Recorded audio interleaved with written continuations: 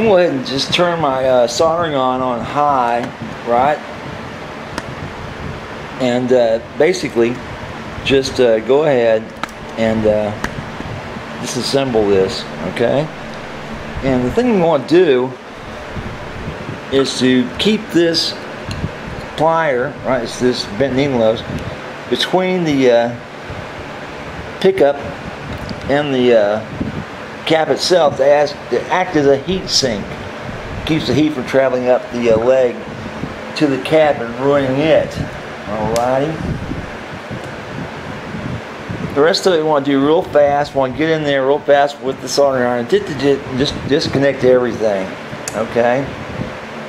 And the only thing that's going to be really left inside here will be the pickup wires and the three-way wires, which I'm going ahead and rewire the three-way as well, because the wires on it are flimsy too. They're just really thin, 28, you know, just real thin wires. You know, I don't know how thin they are, just unbelievably thin.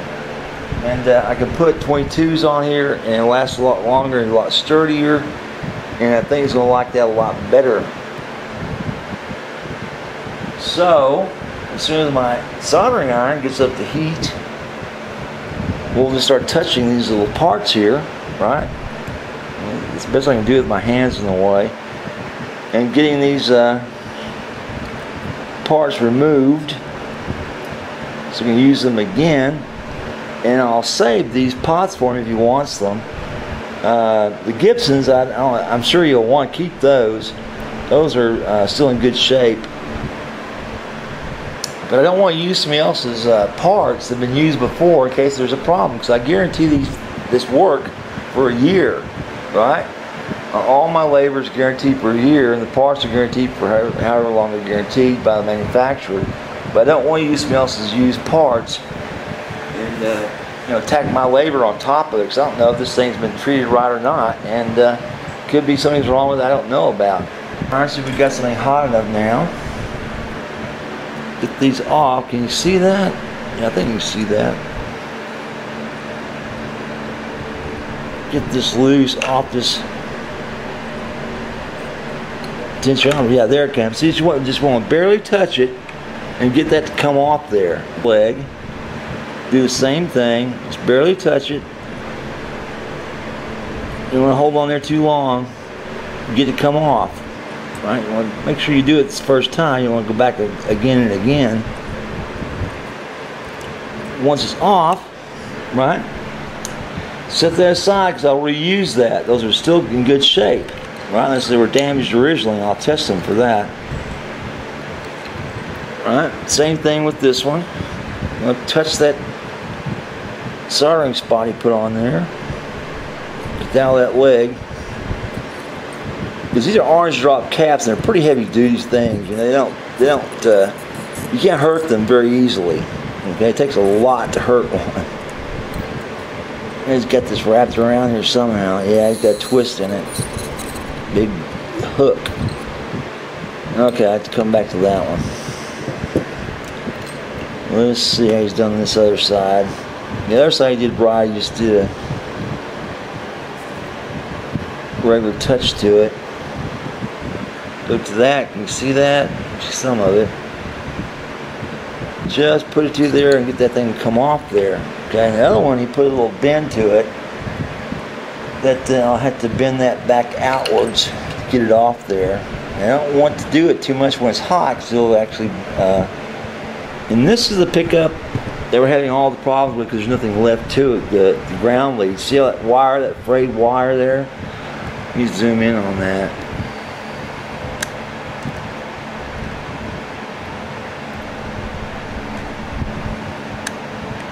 A lot of the ground wire is pretty much gone. It's back up inside this right here, and I have to cut down into this to get back to the good ground wire, and hopefully there will be enough for me to hook on there and put an extension on there. And there should be. It shouldn't be that hard to do, but just a little more extra work. Okay, I think you can see that. Now I'm going to do this very same thing here. Just going to barely touch it, because this heats up very quickly. And you loop this as well, these wires. let's just touch them and get them off that pot. The main thing right now, we're trying to save the wires to the pickup, okay? We're trying to save as much as we can of those.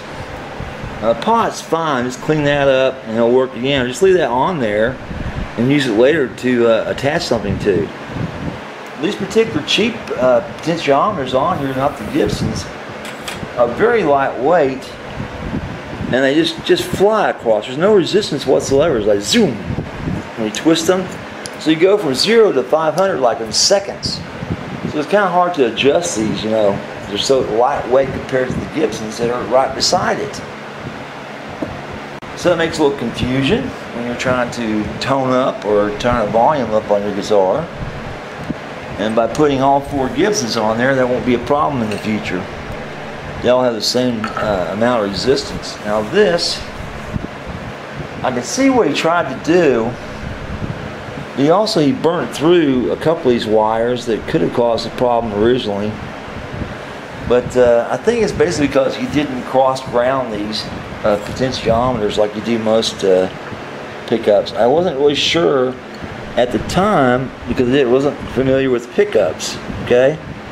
And like I said, a lot of pickups have very strange and different ways of doing things. Let's get that wire off there real quick. Wow, he's got that really on there with a lot of solder. Oh, baby, there you go. Now let that cool off a while, because I got a lot of hot on there. Okay. And always good to keep your soldering iron tinned. Keep that solder on the tip of your soldering iron. So this is that wire that got burnt through somehow. You see that or not? But it's still connected. It's still, there's continuity there. I checked that, so that's not it. I think it's basically because the jack plug was done wrong. It's got 3 contacts in it when it's only had 2. And 2 wires leading to it. It's got 3. So that can cause a lot of the problems. And the and the fact that you didn't cross-ground the pickups or the pots. Those need to be done. Those things need to be done. Okay, it's going to wait a while on that to heat up some. It's on there a while. But this wire here, you can see it, that's coming off the 3-way. And you see how thin this wire is off the 3-way too. It looks like it's all original. He tried to reuse it, which that's not a good idea sometimes, you know. There's some jack plugs that you see and it's built kind of like this, but this one actually is made of much sturdier metal. It's made much better than others I've seen, like from China. Some of those are just so thin, you can just touch them and that contact just bends over so readily. You know, it's so cheap. Like I said, this is a pretty good one. So we'll keep that one. Now let's get into the rest of them. There's another Gibson pot.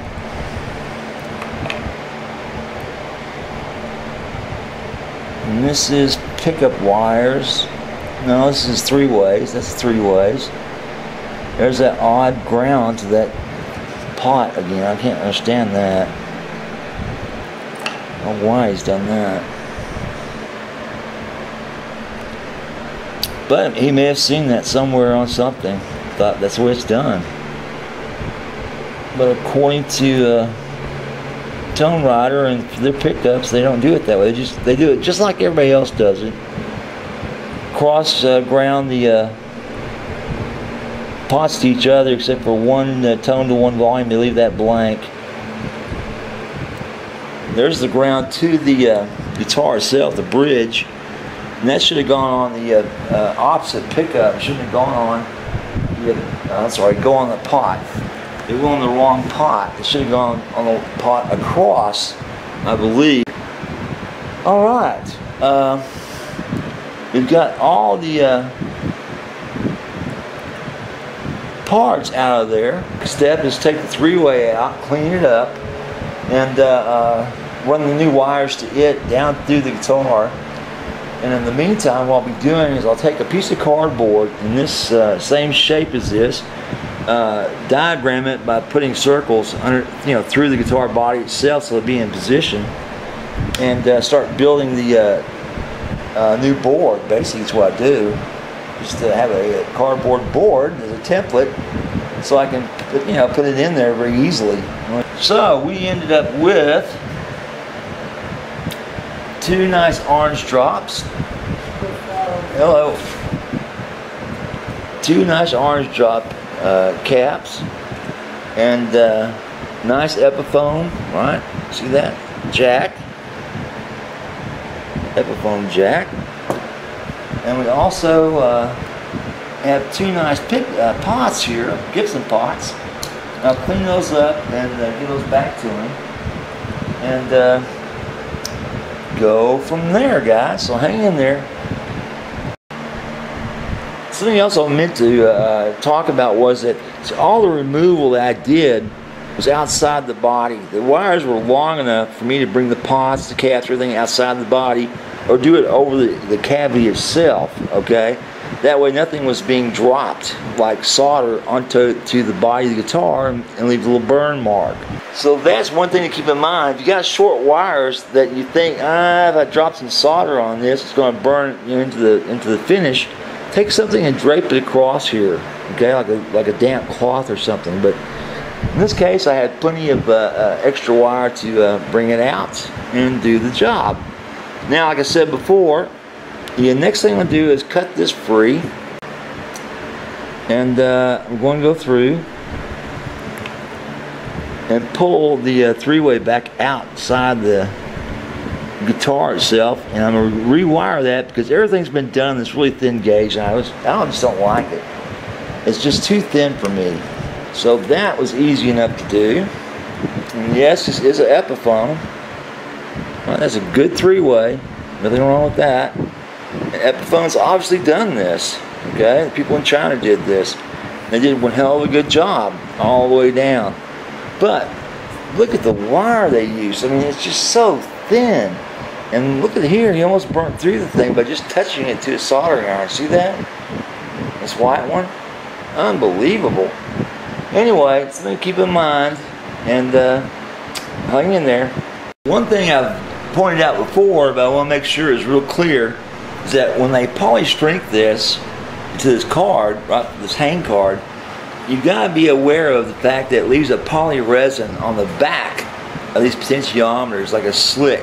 So it never hurts to go back over it and clean it up with some type of alcohol or Windex or something, and make sure just to get enough on there to get that slickness off of that back of that potentiometer.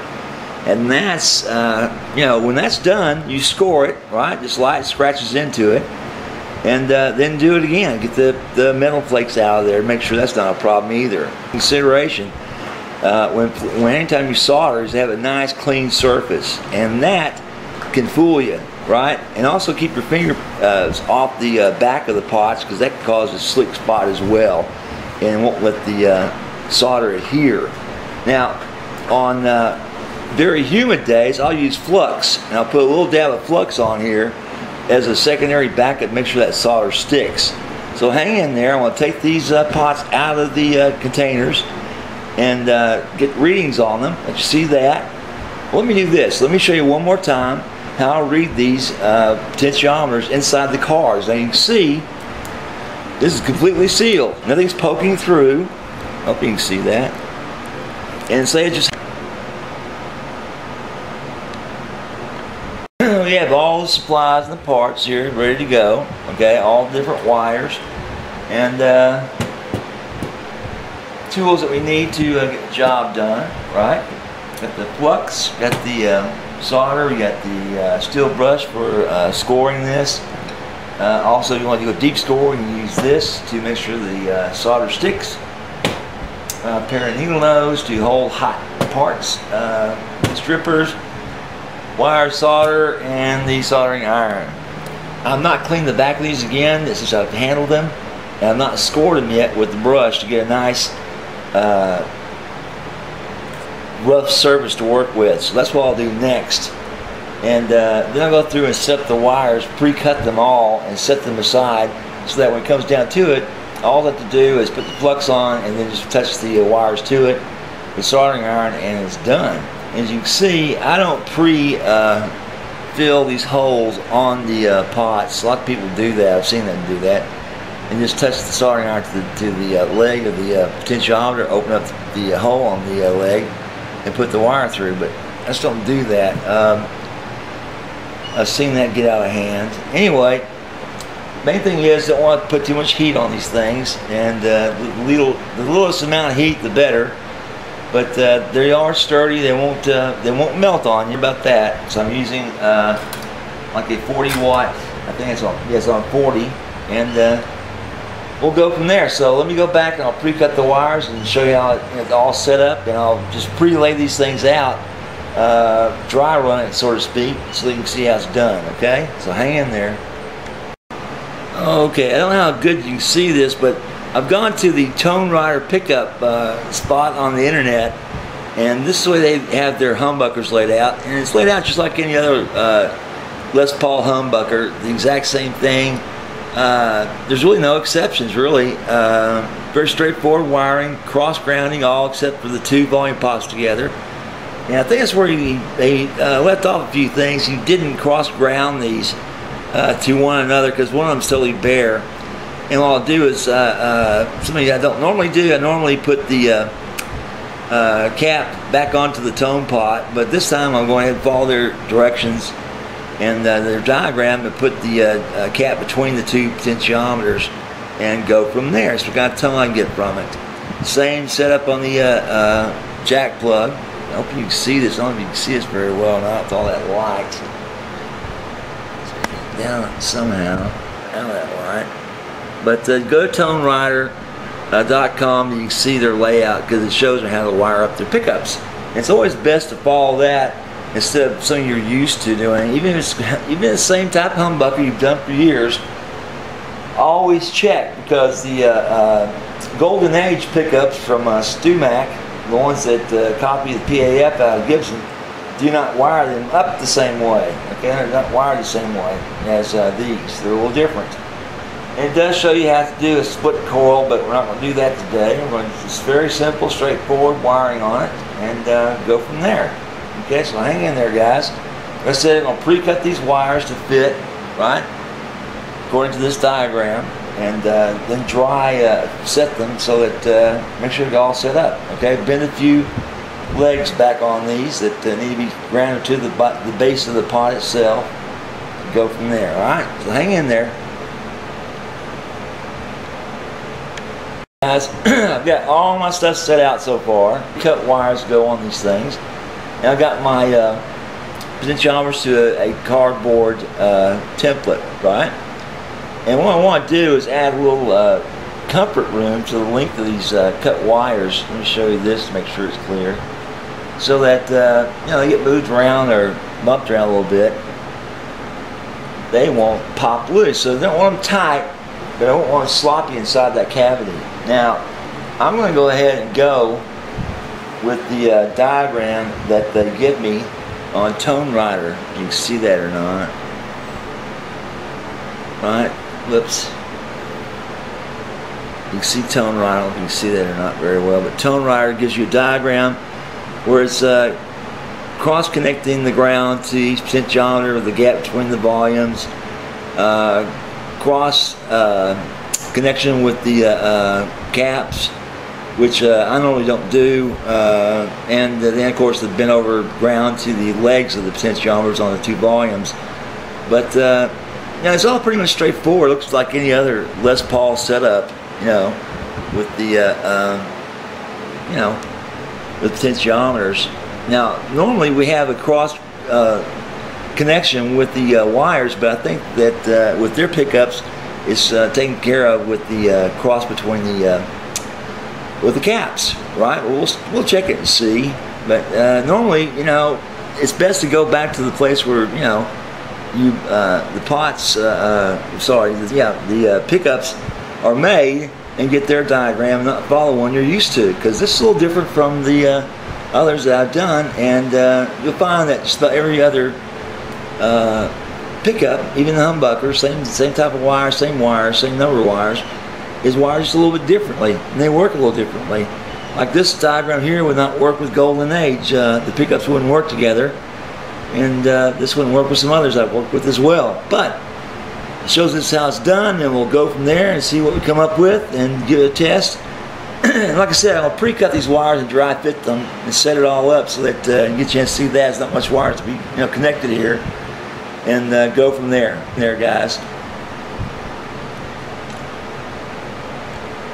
So here we are, we're pre-wired on the three-way switch, and I got it all set up to run. Main thing with these is you want to make sure you leave enough room, enough cord, wire to do the job. You can always snip off any extra and use that later, but you don't want to run short. Now when you redo one of these three-ways, this is an Epiphone three-way, so I want to keep it with the guitar. Anyway, for some reason in China, they don't put the wires through the holes of these things. They fill the hole up and solder the string to the outside body of the prong. It's like, okay. So when this gets loose and gets twisted around, what's the first thing that snaps off? That solder job. Yep, open these back up, put the wires through, give them a little twist, and I'll solder them down here in a minute, make sure they stay for good, even when you twist them, okay? It's going to come off loose somewhere else if you twist it enough. But it won't come off because it's twisted once, and because it's soldered to the outside. And the worst part is this back here. These I repaired so many times. Somebody calls up and says, hey, I was working on my Epiphone and it's not working anymore. I said, were you working on the three-way, tightening it up or doing something with it? Yeah. And I go, I think I know what's going on. One of the wires came loose. And sure enough, you go in there and one of them snaps loose because he twisted it, okay? So, something to keep in mind. Put the wires through the hole, solder them down like any common sensible thing you do. Just make sure they don't touch one another and the solder doesn't touch. So you give them a little spread, which is no problem. Just give them a little tiny spread with your fingers, and tighten up the two middle ones, right? Just like I did right here. If you can see that, okay? It looks like you can see that, and you'll have no problems. So hang in there. We'll start soldering up the other parts of this and go from there. To give you an example, here's how I solder. There's a lot more than most use, especially the Chinese, but I put a nice drop on there to make sure that's not coming off. I mean, you really get that good tug, it's going nowhere, right? Even with this high humidity in this workshop right now, of course I'm using a little bit of flux with it as well, but you can tug on it, it's not going to come off. So you get a little twists and turns in the guitar, nothing crazy. But it won't snap loose on you, okay? A little tiny drop like this bead here, like the bead on the wire itself. Now, that's what Chinese do, put that little tiny bead on there to hold that down. And it doesn't work very well, especially when you twist it, pop off it comes, and you got a dead guitar. So, yeah, it may not look as good, but, it sure does work, though, And it's not crazy sloppy like some of the stuff I've had to clean up.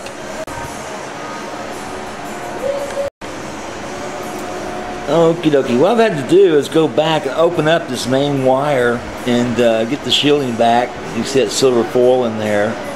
And expose this single ground wire that needs to be connected to this green ground wire. And you see the length and difference here.